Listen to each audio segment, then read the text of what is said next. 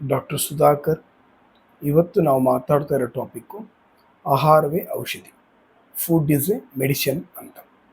ನಮ್ಮ ನೇಚರಲ್ಲಿ ಸಾಕಷ್ಟು ಔಷಧಿ ಗುಣಗಳು ಉಳ್ಳುವಂಥ ಏನು ಆಹಾರ ಪದಾರ್ಥಗಳು, ಗಿಡ ಗಿಡಮೂಲಿಕೆಗಳು ಈ ಥರದ್ದೆಲ್ಲ ಇದೆ.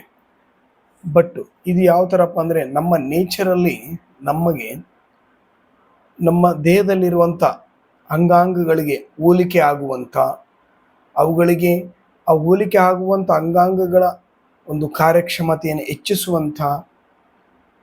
ಹೆಚ್ಚಿಸುವಂಥ ಆಹಾರ ಪದಾರ್ಥಗಳಿದೆ. ಅದನ್ನು ಯಾವ ಬೇಸ್ ಮೇಲೆ ನಾವು ನೋಡ್ಬೋದಪ್ಪ ಅಂದರೆ, ಡಾಕ್ಟ್ರಿನ್ ಆಫ್ ಸಿಗ್ನೇಚರ್ ಅಂತ. ಅಂದರೆ ಅವುಗಳು ಅಂಗಾಂಗಗಳ ಹೋಲಿಕೆಯಲ್ಲೋ, ಕಲರಲ್ಲೋ, ಅವುಗಳ ಒಂದು ಒಳಗಡೆ ಇರುವಂಥ ಸ್ಟ್ರಕ್ಚರಲ್ಲೋ ಮತ್ತು ಅವುಗಳಿಗೆ ಹೆಲ್ಪ್ ಮಾಡುವ ಥರ ಆಹಾರ ಪದಾರ್ಥಗಳಿವೆ. ಅದನ್ನು ಡಾಕ್ಟ್ರಿನ್ ಆಫ್ ಸಿಗ್ನೇಚರ್ ಅಂತಾರೆ. ಹಾಗಾಗಿ ಒಂದೊಂದೇ ನೋಡೋಣ. ಮೊದಲನೇದಾಗಿ ಕ್ಯಾರೆಟ್. ಈ ಕ್ಯಾರೆಟ್ ಏನಿದೆಯಲ್ಲ, ನೀವು ಒಂದು ಸ್ಲೈಸ್ ಆಗಿ ಕಟ್ ಮಾಡಿ, ಅವಾಗ ಯಾವ ಥರ ಕಾಣುತ್ತಪ್ಪ ಅಂತಂದರೆ, ಕಣ್ಣಲ್ಲಿರುವಂಥ ಐರಿಸ್ ಥರ ಕಾಣುತ್ತೆ ಒಂದು ಕ್ಯಾರೆಟ್.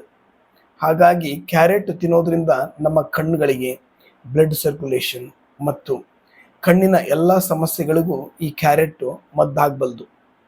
ಮತ್ತು ಸೈಂಟಿಫಿಕ್ಲಿ ಹೇಳೋಕೆ ಹೋದರೆ ವಿಟಾಮಿನ್ ಎ ಕ್ಯಾರೆಟಲ್ಲಿ ಇದೆ. ಹಾಗಾಗಿ ವಿಟಾಮಿನ್ ಎ ಡೆಫಿಷಿಯನ್ಸಿ ಇದ್ರೇ ಕಣ್ಣುಗಳ ತೊಂದರೆ ಬರುತ್ತೆ. ನೋಡಿ, ಕ್ಯಾರೆಟ್ನ ಸ್ಲೈಸ್ ಆಗಿ ಕಟ್ ಮಾಡಿದರೆ ಕಣ್ಣು ಥರ ಇದೆ, ಮತ್ತು ವಿಟಾಮಿನ್ ಎ ಡೆಫಿಷಿಯನ್ಸಿ ಇದ್ದರೆ ಕಣ್ಣುಗಳ ತೊಂದರೆ ಬರುತ್ತೆ. ಕ್ಯಾರೆಟಲ್ಲಿ ವಿಟಾಮಿನ್ ಎ ಹೇರಳವಾಗಿದೆ. ಹಾಗಾಗಿ ಕ್ಯಾರೆಟು ದೇವರು ಕೊಟ್ಟಂಥ ಒಂದು ಡಾಕ್ಟ್ರಿನ್ ಆಫ್ ಸಿಗ್ನೇಚರ್ ಲಾ ಅಲ್ಲಿ ಹೇಳ್ಬೋದು. ಹಾಗಾಗಿ ಕ್ಯಾರೆಟು ಜ್ಯೂಸ್ ಮುಖಾಂತರ ತೊಗೋಬೋದು, ಇಲ್ಲಾಂದರೆ ದಿನ ಒಂದು ರಾ ಕ್ಯಾರೆಟ್ ತಿನ್ಬೋದು. ಈ ಥರದ್ದೆಲ್ಲ ಮಾಡ್ಬೋದು. ಎರಡನೇದು ನಾವು ಹೇಳೋಕೆ ಹೋದರೆ ವಾಲ್ನಟ್. ಅದೊಂದು ಡ್ರೈ ಫ್ರೂಟ್, ಅಂದರೆ ಡ್ರೈ ನಟ್ಟು. ಈ ವಾಲ್ನಟ್ ಏನಿದೆಯಲ್ಲ, ನೀವು ನೋಡೋಕೆ ಹೋದರೆ ಅದರ ಹೋಲಿಕೆ ಯಾವ ಥರ ಇರುತ್ತಪ್ಪ ಅಂದರೆ, ನಮ್ಮ ಮೆದುಳಲ್ಲಿ ಎಮಿಸ್ಪಿಯರ್ ಅಂತ ಮತ್ತು ಮೆದುಳು ಆ ಥರ ಆಗಲಿ, ಆಮೇಲೆ ಅಲ್ಲಿ ಫೋಲ್ಡ್ಸ್ ಇರ್ತವೆ, ನಿಯೋಕಾರ್ಟೆಕ್ಸ್ ಫೋಲ್ಡ್ಸ್ ಥರ ಕಾಣುತ್ತೆ. ಈ ಥರ ಅದು ಒಂದು ಮೆದುಳು ಥರನೇ ಕಾಣುತ್ತೆ. ಹಾಗಾಗಿ ಈ ಒಂದು ವಾಲ್ನಟ್ ತಿನ್ನೋದ್ರಿಂದ ಮೆದುಳಿನ ಶಕ್ತಿಯು ಮತ್ತು ಮೆದುಳಿನ ಕಾರ್ಯಕ್ಷಮತೆ ಹೆಚ್ಚಾಗುತ್ತೆ. ಹಾಗಾಗಿ ಬೇಸಿಕಲಿ ಒಮೆಗಾ 3 ಒಂದು ವಾಲ್ನಟ್ಟಲ್ಲಿ ಇರೋದ್ರಿಂದ, ಒಮೆಗಾ 3 ತಿಂದರೆ ಮೆಮೊರಿ ಚೆನ್ನಾಗಿರುತ್ತೆ, ಆಮೇಲೆ ಬ್ರೈನ್ ಫಂಕ್ಷನ್ ಕೂಡ ಚೆನ್ನಾಗಿರುತ್ತೆ. ಹಾಗಾಗಿ ನೋಡಿ, ಈ ವಾಲ್ನಟ್ಟಲ್ಲಿ ಬ್ರೈನ್ ಫಂಕ್ಷನ್ನು ಅದ್ಭುತವಾಗಿದೆ ಮತ್ತು ಅದು ನೋಡಲಿಕ್ಕೆ ಹೋಲಿಕೆ ಬ್ರೈನ್ ಥರನೇ ಹೋಲಿಕೆ ಇದೆ. ಹಾಗಾಗಿ ಬ್ರೈನ್ಗೆ ಸೂಪರ್ ಫುಡ್ ಅಂತ ಹೇಳ್ಬೋದು ವಾಲ್ನಟ್ನ. ಅದಾದ ನಂತರ ನಾವು ಹೇಳೋದು ಅವಕಾಡೋ ಹಣ್ಣು. ಈ ಅವಕಾಡೋ ಹಣ್ಣು ಏನಿದೆಯಲ್ಲ, ಅದು ಯಾವ ಥರ ಇದೆಯಪ್ಪ ಅಂದರೆ, ಹೆಣ್ಣು ಮಕ್ಕಳ ಒಂದು ಗರ್ಭಾಶಯ ಥರ ಇರುತ್ತೆ. ಹಾಗಾಗಿ ಈ ಅವಕಾಡೋ ಹೆಣ್ಣು ಮಕ್ಕಳು ಒಂದು ವಾರಕ್ಕೆ ಒಂದು ತಗೊಳ್ತಾ ಬಂದರೆ ಹೇಗಿರುತ್ತಪ್ಪ ಅಂತಂದರೆ, ಹಾರ್ಮೋನಲ್ ಇಂಬ್ಯಾಲೆನ್ಸ್ ಕೂಡ ಸರಿ ಮಾಡೋ ಥರ ಇರುತ್ತೆ. ಹಾಗಾಗಿ ವಾರದಲ್ಲಿ ಒಂದು ಅವಕಾಡೋ ತಿನ್ನೋದ್ರಿಂದ ಗರ್ಭಾಶಯ ತೊಂದರೆಗಳಾಗಲಿ, ಒಂದು ಹೆಣ್ಣಿನ ಮುಟ್ಟಿನ ಸಮಸ್ಯೆಗಳಾಗಲಿ, ಸ್ವಲ್ಪ ಹಾರ್ಮೋನಲ್ ಇಂಬ್ಯಾಲೆನ್ಸ್ ಆಗಲಿ, ಅದು ಕೂಡ ಒಂದು ಸರಿದಾರಿಗೆ ಬರಲಿಕ್ಕೆ ಈ ಅವಕಾಡೋ ಹಣ್ಣು ಸಹಾಯ ಮಾಡುತ್ತಂತ ಹೇಳ್ಬೋದು. ಅದಾದ ನಂತರ ನಾವು ಇನ್ನೊಂದು ಹೇಳೋದಪ್ಪ ಅಂತಂತಂದರೆ, ಈ ಗ್ರೇಪ್ಸ್ ನೋಡಿ, ಕಾಮನ್ ಆಗಿ ಹೇಗಿದೆ ಅಂದರೆ, ಲಂಗ್ಸ್ ಹೇಗೆ ಗ್ರೇಪ್ಸ್ ಇದೆಯಲ್ಲ, ಲಂಗ್ಸ್ ಸ್ಟ್ರಕ್ಚರ್ ಅಂದರೆ ಲಂಗ್ಸಲ್ಲಿ ಒಳಗಿರುವಂಥ ಅಲ್ವಿಯೋಲೈ ಆ ಥರ ಸ್ಟ್ರಕ್ಚರ್ ಕಾಣುತ್ತೆ. ಹಾಗಾಗಿ ಈ ಗ್ರೇಪ್ಸ್ ತಿನ್ನೋದ್ರಿಂದ ಕಾಮನ್ ಆಗಿ ಈ ಒಂದು ಲಂಗ್ಸ್ ಫಂಕ್ಷನ್ಸ್ ಆಗಲಿ, ರೆಸ್ಪಿರೇಟ್ರಿ ಟ್ರ್ಯಾಕ್ಟ್ ಇನ್ಫೆಕ್ಷನ್ಸ್ ಆಗಲಿ ಕಮ್ಮಿ ಆಗುತ್ತೆ. ಹಾಗಾಗಿ ಒಂದು ಗ್ರೇಪ್ಸು ತುಂಬ ಒಳ್ಳೆಯದು ಅಂತ ಹೇಳ್ಬೋದು. ಅದಾದ ನಂತರ ನಾವು ಇನ್ನೊಂದಪ್ಪ ಅಂದರೆ ಟೊಮ್ಯಾಟೊ. ಈ ಟೊಮ್ಯಾಟೊ ನೋಡಿ, ಕಲರು ಕೆಂಪಾಗಿದೆ. ಅದನ್ನು ನಾವು ಸ್ಲೈಸ್ ಆಗಿ ಕಟ್ ಮಾಡಿದಾಗ ನಮ್ಮ ದೇಹದಲ್ಲಿ ಇರುವಂಥ ಹಾರ್ಟ್ನ ಹೋಲಿಕೆ ಕಾಣುತ್ತೆ. ಯಾವ ಥರಪ್ಪ ಅಂದರೆ, ಹಾರ್ಟಲ್ಲಿ 4 ಚೇಂಬರ್ಸ್ ಹೇಗಿರುತ್ತೆ, ಈ ಟೊಮ್ಯಾಟೊದಲ್ಲಿ ಕೂಡ ಒಂದು 4 ಚೇಂಬರ್ಸ್ ಕಾಣ್ತವೆ ನಿಮಗೆ. ಆಮೇಲೆ ಅದರಲ್ಲಿರುವಂಥ ಆ್ಯಂಟಿ ಆಕ್ಸಿಡೆಂಟ್ ಲೈಕೋಪಿನ್ ಆಗಲಿ, ಮತ್ತು heart it's A pure blood food ಅಂತ ಹೇಳ್ಬೋದು, ಮತ್ತು ಹಾರ್ಟಿಗೆ ಭಾಳ ಉತ್ತಮವಾದ ಆಹಾರ ಅಂತ ಹೇಳ್ಬೋದು. ಹಾಗಾಗಿ ಲೈಕೋಪಿನ್ ಇರೋದರಿಂದ ಕೂಡ ಹಾರ್ಟಿಗೆ ಒಂದು ಹಾರ್ಟ್ ಡಿಸೀಸನ್ನ ಅದ್ಭುತವಾಗಿ ಕಂಟ್ರೋಲ್ ಮಾಡುವಂಥ ಆಹಾರಗಳು, ಅದನ್ನು ರಿಸ್ಕ್ ಕಮ್ಮಿ ಮಾಡುವಂಥ ಆಹಾರಗಳು ಅಂತ ನಾವು ಹೇಳ್ಬೋದು. ಆಮೇಲೆ ನೆಕ್ಸ್ಟ್ ನಾವೇನು ಹೇಳೋದಪ್ಪ ಅಂದರೆ ಈ ಒಂದು ಆರೆಂಜ್ ಹಣ್ಣುಗಳಾಗಲಿ, ಇಲ್ಲಾಂದರೆ ಸಿಟ್ರಸ್ ಅಂದರೆ ಹುಳಿ, ವಿಟಮಿನ್ ಸಿ ಜಾಸ್ತಿ ಇರುವಂಥ ಹುಳಿ ಹಣ್ಣುಗಳಾಗಲಿ, ಅವುಗಳನ್ನು ನಾವು ಸ್ಲೈಸ್ ಆಗಿ ಕಟ್ ಮಾಡಿದಾಗ ಹೇಗೆ ಕಾಣುತ್ತಪ್ಪ ಅಂದರೆ ಒಂದು ಬ್ರೆಸ್ಟಲ್ಲಿ ಇರುವಂಥ ಮೆಮೊರಿ ಗ್ಲ್ಯಾಂಡ್ಸ್ ಆ ಥರ ಕಾಣುತ್ತೆ. ಆರೆಂಜ್ಗಳನ್ನು ಹೆಣ್ಣು ಮಕ್ಕಳು ಚೆನ್ನಾಗಿ ತಿನ್ಕೊಂಬಂದರೆ ಬ್ರೆಸ್ಟ್ ಹೆಲ್ತಿ ಆಗಿರುತ್ತೆ ಮತ್ತು ಲಿಂಪ್ ಕೂಡ ಅಲ್ಲಿ ಹೆಲ್ತಿ ಆಗಿರುತ್ತೆ.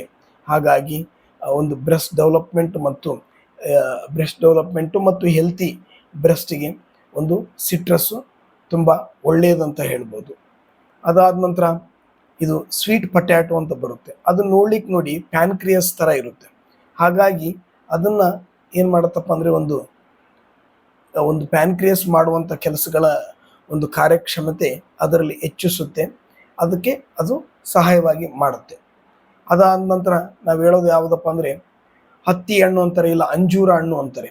ಅವುಗಳು ನೋಡಲಿಕ್ಕೆ ಯಾವ ಥರ ಇರ್ತವಪ್ಪ ಅಂದರೆ ಒಂದು ಟೆಸ್ಟಿಕಲ್ ರೂಪದಲ್ಲಿ ಇರ್ತವೆ. ಅವು ಎಳೆ ಬಿದ್ದಾಗ ಟೆಸ್ಟಿಕಲ್ ರೂಪದಲ್ಲಿ ಇರ್ತವೆ. ಅವುಗಳು ಏನು ಮಾಡ್ತಾವಪ್ಪ ಅಂದರೆ ಈ ಗಂಡು ಮಕ್ಕಳಲ್ಲಿ ಸ್ಟೆರಿಲಿಟಿ ಅಂದರೆ ಗಂಡು ಮಕ್ಕಳಲ್ಲಿ ಸ್ಪರ್ಮ್ ಕೌಂಟ್ ಕಮ್ಮಿ ಆಗಿರೋದು, ಆ ಥರದ್ದೆಲ್ಲ ಇವೇನು ಮಾಡ್ತಾವೆ ಅಂದರೆ ನಂಬರ್ ಆಫ್ ಸ್ಪರ್ಮ್ ಕೌಂಟ್ ಜಾಸ್ತಿ ಮಾಡ್ತವೆ ಮತ್ತು ಸ್ಪರ್ಮ್ದು ಕ್ವಾಂಟಿಟಿನೂ ಚೆನ್ನಾಗಿರೋ ಥರ ನೋಡ್ಕೊಳ್ಳುತ್ತೆ, ಒಂದು ಸ್ಪರ್ಮ್ ಹೆಲ್ತಿ ಆಗಿರೋ ಥರ ನೋಡ್ಕೊಳ್ಳುತ್ತೆ ಅಂತ ನಾವು ಹೇಳ್ಬೋದು.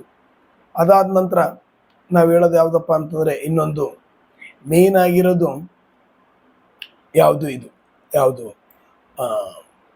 ಹೇಳ್ಬೋದಪ್ಪ ಅಂದರೆ ಒಂದು ನಿಮಿಷ ಇಂಪಾರ್ಟೆಂಟ್ ಅಪ್ಪ ಅಂತಂದರೆ ಇನ್ನೊಂದು ಈ ಒಂದು ಬೀನ್ಸ್ ಅಂದರೆ ಕಿಡ್ನಿ ಬೀನ್ಸ್ ಥರ. ಈ ಬೀನ್ಸ್ ನೋಡಲಿಕ್ಕೆ ಕಿಡ್ನಿ ಥರನೇ ಇರ್ತವೆ. ಹಾಗಾಗಿ ಅವನ ಕಿಡ್ನಿ ಬೀನ್ಸ್ ಅಂತ ಹೇಳ್ಬೋದು. ಕಿಡ್ನಿ ಫಂಕ್ಷನ್ಗೆ ತುಂಬ ಉತ್ತಮವಾಗಿ ಇವುಗಳು ಕೆಲಸ ಮಾಡ್ತವೆ.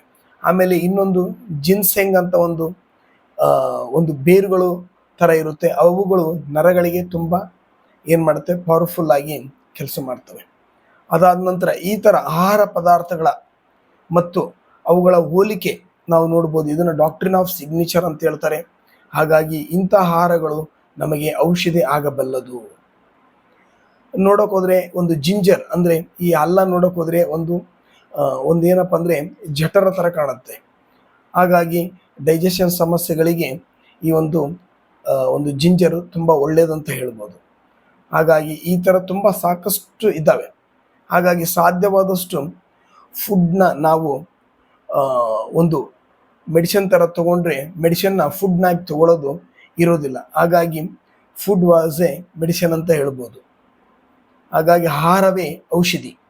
ಮೊದಲನೇ ಪ್ರಯತ್ನ ಆಹಾರದಲ್ಲಿ ನಾವು ಪ್ರಯತ್ನ ಮಾಡಬೇಕು. ಅದು ಆಗದೆ ಇದ್ದಾಗ ಔಷಧಿ ಲಾಸ್ಟ್ ಪಾಯಿಂಟಲ್ಲಿ ಔಷಧಿ ಇದ್ದೇ ಇರುತ್ತೆ. Okay friends, thank you.